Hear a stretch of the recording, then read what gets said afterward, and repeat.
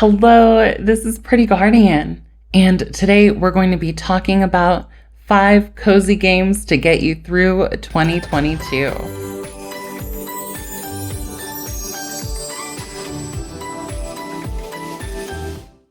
So, after the screaming success of Animal Crossing New Horizons, I have been seeing more and more gamers talking about cozy games, more and more videos talking about cozy games, and more developers making games that kind of fit into that genre. So for people who may not totally be aware of what a cozy game is, it can be any sort of game that makes you feel like you're snuggled up in a blanket, staying warm, safe, and cozy and happy, and it just kind of soothes your spirit as you play it. And so with that in mind, just about any game can fall into that category if it's something that makes you feel good and nourishes your spirit, right? With Animal Crossing New Horizons, as an example, the stakes are very low. You get to plant your flowers, interact with your villagers.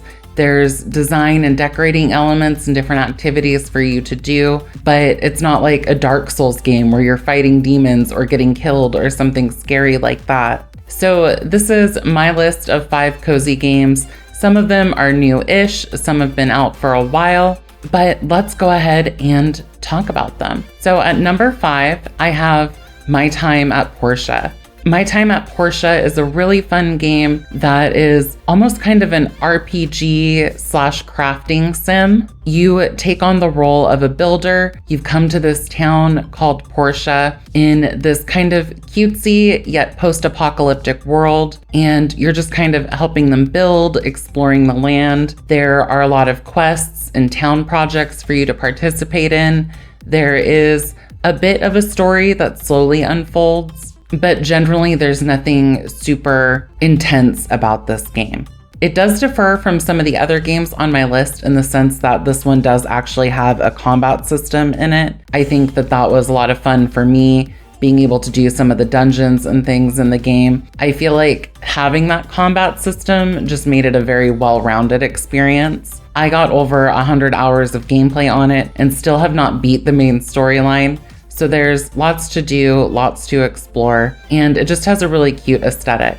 I also really appreciated the post-apocalyptic aspect to it. I felt like as I was exploring the different ruins and kind of hearing about the story in the game, it gave me sort of a meta story to follow as well. At number 4 on my list is the game Cozy Grove. Look, it has cozy right in the title. It must be a cozy game, right? No, I don't think that's necessarily how it works. But in this one, you take on the role of a spirit scout. It's kind of like a Boy Scout or a Girl Scout type of thing.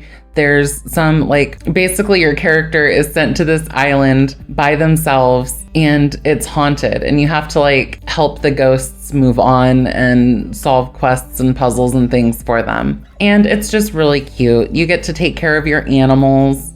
You get to help some spirits out. I really enjoyed dressing up my character. One of the things that I think this game does really well as compared to something like Animal Crossing is each of the NPCs on the island kind of have their own personalities and backstories. As you solve their quests and get to know them, it's actually rewarding having them on your island as opposed to Animal Crossing where they're just kind of cute dolls that are thrown there without any meaningful interactions being able to spring between you and them. The game is also regularly updated and just had their big winter update. So definitely lots of fun stuff to check out. It is one that rewards you for playing it just a little bit of a day. I think it kind of wants to incorporate itself into your routine without making gaming kind of an all-consuming force in your life. So it's also good for kind of setting up those positive gaming habits in that regard. At number 3 on my list is the game Big Farm Story.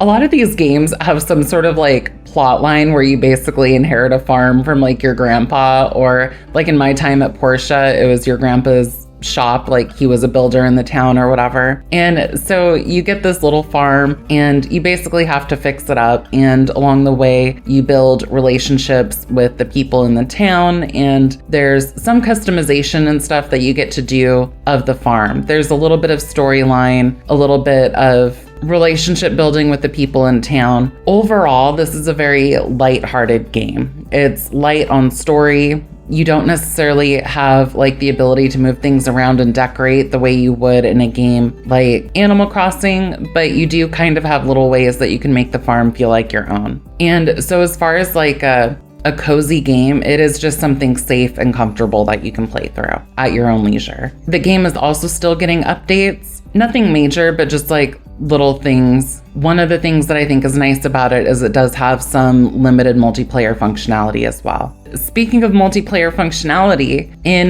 my time at Porsche, that game has none, but they are coming out with a sequel, My Time at Sandrock. And so when that comes out, that one should have some multiplayer aspects to it. So definitely something to look forward to there. Getting down to the nitty-gritty, number 2 here is the game Farm Together. This is going to be the last farming game on my list, I promise. So Farm Together doesn't really have any sort of story or NPC interactions or anything like that to it. It's an incredibly simple game.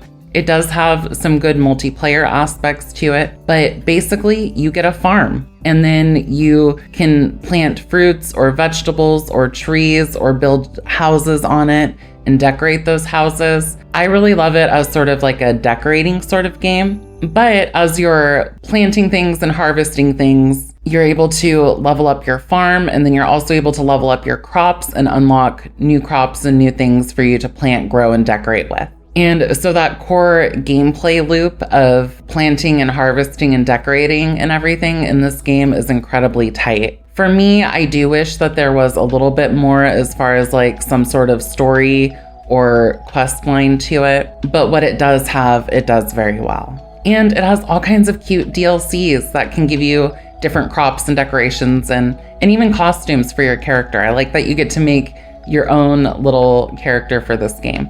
So it's very cute, very fun, and very relaxing. One of my favorite activities back in the day was to get a little stoned and just have a good time decorating my farm. And that brings us to number 1 on my list, Grow, Song of the Evertree.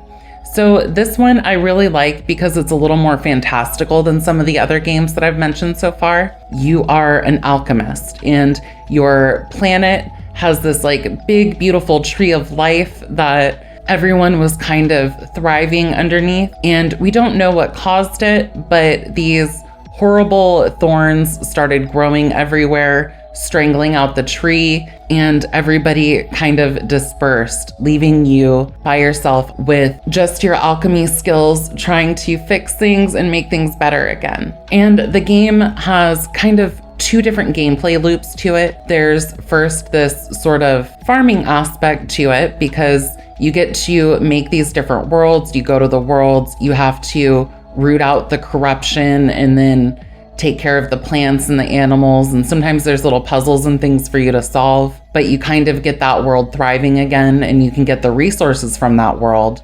And then you go back to your tree of life and you have a town there. And so in that town, there's kind of a city builder aspect to it where you get to place buildings and you have to bring in residents and make sure that your residents are happy. And so there's a lot of different mechanics that are happening in this game, and the interplay between them all is just really well done. It's a very cute, colorful, fun game to interact with, and it's one that I've been enjoying very much. So that was our list. We have My Time at Porsche, Cozy Grove, Big Farm Story, Farm Together, and Grow, Song of the Evertree.